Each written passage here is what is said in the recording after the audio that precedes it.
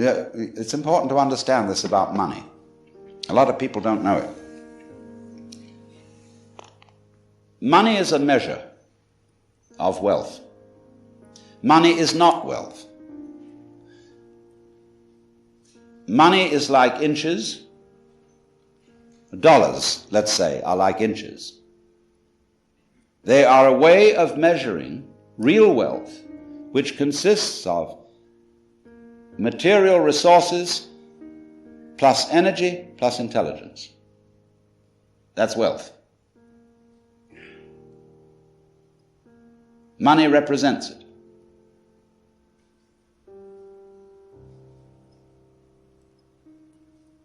And so, therefore, we don't realize that as our wealth increases as a result of an expanded technology, we have to provide enough money to circulate it. In other words, we have to pay people for the work done on their behalf by machinery, because otherwise the manufacturer won't be able to move the goods off the shelf. Now that seems an outrageous idea, frankly in disaccord with the Protestant ethic. You mean give people money? Where's the money going to come from? Well, money never did come from anywhere. It's like asking, where do inches come from?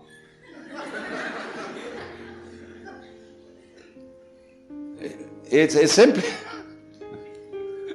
a question of realizing that technology was invented to save labor. That doesn't mean in order to dismiss your employees. It means to let them have a vacation. In other words, a shorter work week. And for you yourself as the owner, less to do, so that you can go and gaze at the moon or make love to your lady friend. And why not do it? Well, everybody feels guilty about it. So they think, having archaic minds, when we didn't have this technology, that they got to go on behaving the same way as when machines didn't exist. But now we have them. But we won't use them, except in silly ways. Like, for example, rushing around everywhere in automobiles, polluting the air. You know, you don't really have to commute in most businesses if you have a telephone. Ever thought about that? You don't need an office. You don't need to go rushing around, exhausting yourself and getting absolutely furious in the traffic jams on the freeway. You know, we're all getting furious about things we can do nothing about. You know, we read the newspapers and look at TV and see the disasters occurring all over the world and feel upset and mad, and there's nothing we can do. Well, why waste your time? Pick up the telephone. It saves you the cost of a secretary, the fag of mailing stuff, sticking stamps on it, going down to the post office. And if you count up all the hours, you'll realize that the electronic method of communication, that is the technology, is much less expensive than the ordinary way one goes about things. It's like an automobile is a mechanical imitation of a horse and carriage. It's completely irrational. Now, I was referring to the fact that everybody needs money.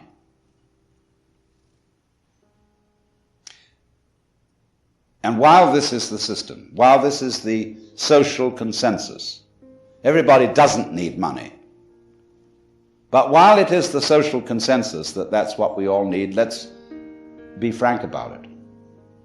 And not say, therefore, of the person whose interest is in higher things, whether it be academic, religious, or artistic, oh, you don't need money, because your satisfaction is surely in doing your work.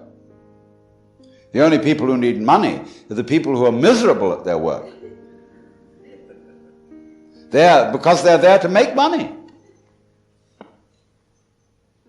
Let's drop the hypocrisy.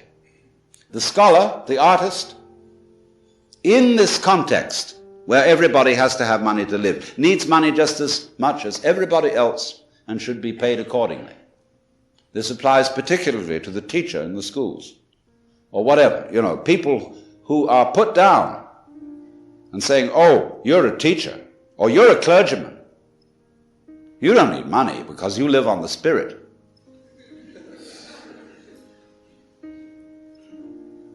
That's rubbish. But we are living under conditions where money, as I have tried to explain, is not understood, where it is not seen for the fiction and the useful fiction which it is. And so what do? We have income tax, which is the most absurd system of accounting ever conceived. Have you ever figured out what it costs to pay income tax? Not just the tax itself, but the cost of paying it to yourself and to the government. It's colossal. When I raise the question then, why do it at all? Why doesn't the government simply take off the top as much money as it needs and issue the rest? It'd be much simpler. All the silly business that torments everybody would be cancelled. And the Department of Internal Revenue and all its officers, they needn't be frightened of losing their jobs,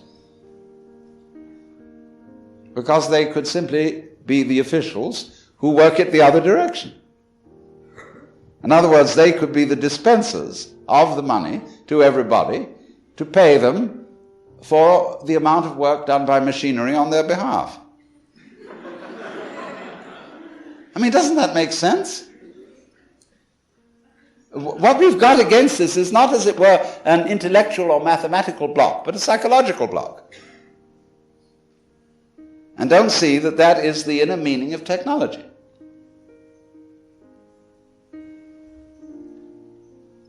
To save labor.